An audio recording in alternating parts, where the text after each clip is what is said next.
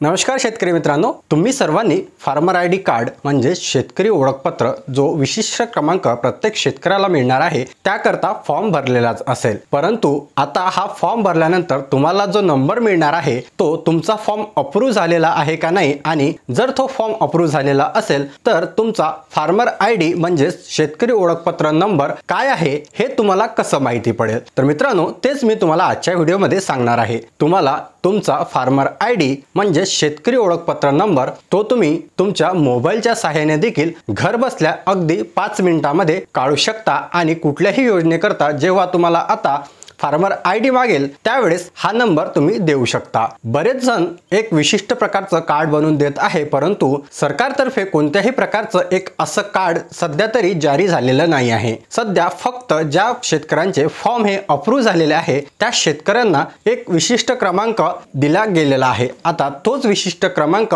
म्हणजे तुमचा farmer ID शेतकरी ओळखपत्र नंबर। तर हा फार्मर आयडी तुम्ही घर बसल्या मोबाईलच्या सहाय्याने कसं काढायचा चला तर पाहूया।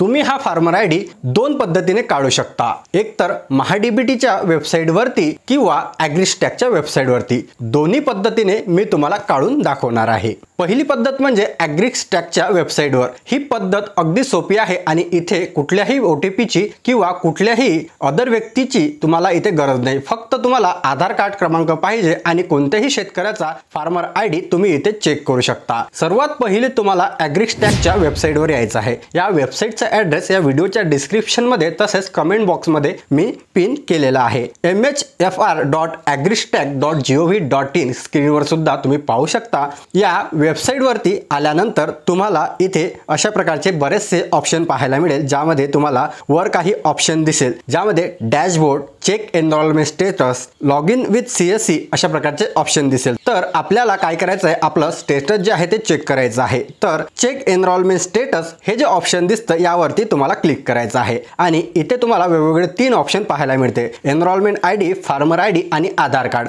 तर आधार नंबर या ऑप्शन वरती क्लिक करायचं आहे आणि एंटर आधार नंबर या बॉक्स मध्ये तुमचा आधार नंबर टाकायचा आहे। आधार नंबर टाकल्यानंतर चेक या बटनवरती क्लिक करायचं आहे। तुम्ही इथे पाहू शकता त्या शेतकऱ्याची पूर्ण डिटेल आलेली आहे। आधार नंबर, त्यानंतर एनरोलमेंट कुठल्या दिवशी केलं, त्यानंतर फार्मर आयडी काय आहे आणि स्टेटस मध्ये अप्रूव्ह झालेला आहे की नाही। तर इथे अप्रूव्ह अशाच प्रकारचं स्टेटस तुम्हाला पाहायला मिळतं आणि इथे जो फार्मर आयडी हाच तुमचा शेतकरी ओळखपत्र क्रमांक आहे आणि हाच तुम्हाला आता संपूर्ण ठिकाणी वापरायचा आहे। तर आता आपण पाहूया दुसऱ्या मेथडने कशा प्रकारे तुम्ही फार्मर आयडी जो आहे तो काढू शकता, म्हणजेच तुमचा फार्मर आयडी काय आहे तो चेक करू शकता। तर तुम्हाला गुगल वरती जायचं आहे आणि तिथे टाकायचं आहे महाडीबीटी फार्मर लॉग इन। त्यानंतर महाडीबीटी जी वेबसाईट आहे हे वेबसाईट तुम्हाला ओपन करायची आहे, जे की पहिल्याच नंबरची वेबसाईट तुम्हाला पाहायला मिळेल। इथे आल्यानंतर बरेचसे असे ऑप्शन तुम्हाला इथे पाहायला मिळत आहे आणि त्यानंतर तुम्हाला हे जे काही ऑप्शन दिसत आहे यानंतर लॉग इन नावाचं खाली आल्यानंतर ऑप्शन दिसेल आणि इथे एक तुम्हाला मेसेज पाहायला मिळेल, तुमचा शेतकरी ओळखपत्र क्रमांक जाणून घेण्यासाठी इथे क्लिक करा।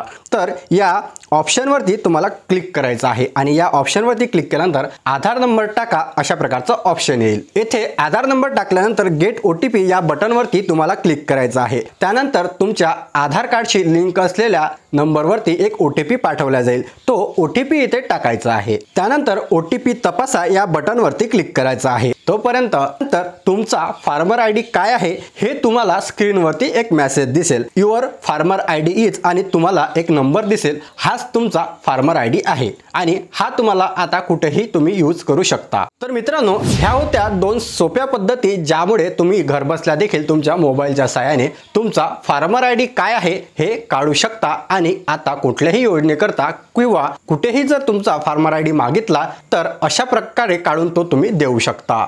व्हिडिओ कसा वाटला, व्हिडिओ आवडला असेल तर लाईक करा, तुमचे काही प्रश्न असतील तर कमेंट बॉक्समध्ये पिन करा आणि जास्तीत जास्त हा व्हिडिओ सर्व शेतकऱ्यांपर्यंत शेअर करा आणि अशाच प्रकारच्या नवनवीन व्हिडिओ करता मला सबस्क्राईब करायला विसरू नका। चला भेटूया अशाच एका नवीन महत्त्वपूर्ण व्हिडिओमध्ये।